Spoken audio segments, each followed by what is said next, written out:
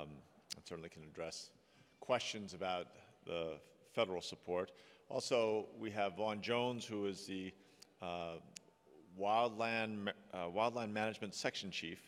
Everyone understands this is one of the driest years we've had really on record in a long time. But it's also worth pointing out that we have more firefighting resources in Colorado than any other state in the Mountain West. And we have, through hard experience, learned how to integrate and coordinate our efforts between federal resources, state resources, county and municipal resources, and make sure that we have a synergy there.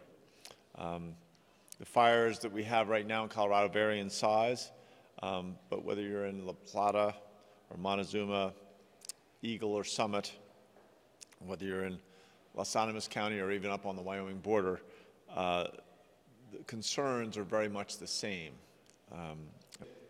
Durango is open for business, right? The fire is well north of the city. It did not jump the road. Durango, probably their greatest risk right now is people are going to be looking at canceling visits, far on the road, which is, I understand where people are coming from, but it's certainly unnecessary. And if you want to help the people of Durango and La Plata County, go down to Durango and visit.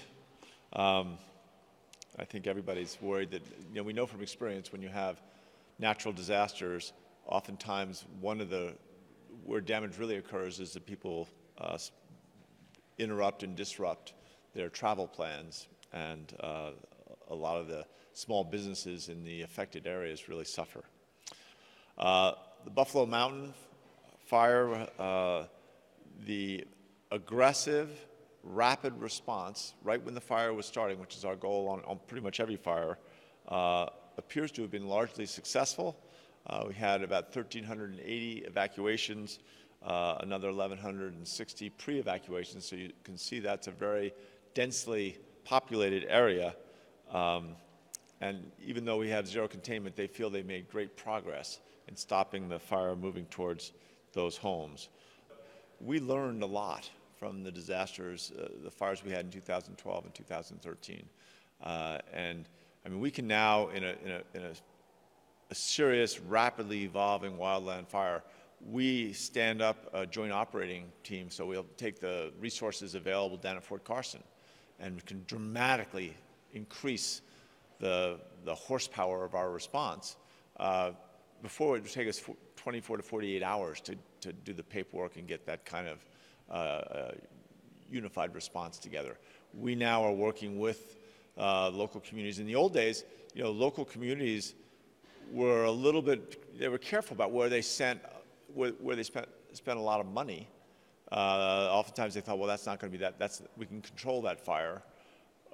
We did after 2012, we said, all right, from now on the state will totally compensate the local community for their initial response costs. So and again, we sat down with every single firefighting unit in the state to say, you got to go after these fires the moment you see them. And if you can get to them soon enough, you can shut them down. Does that mean we're going to get every fire? Again, it's probably impossible to get every fire. And depending on circumstances, right? Wind is humidity is a huge factor, both of those. I do believe that the loss of life is something that we should make impossibly rare, right? In other words, if we are getting our evacuations out in time and really getting out ahead of these fires, we should not ever see loss of life. That being said, we know that fires are unpredictable, and there could be a lightning strike and a high wind.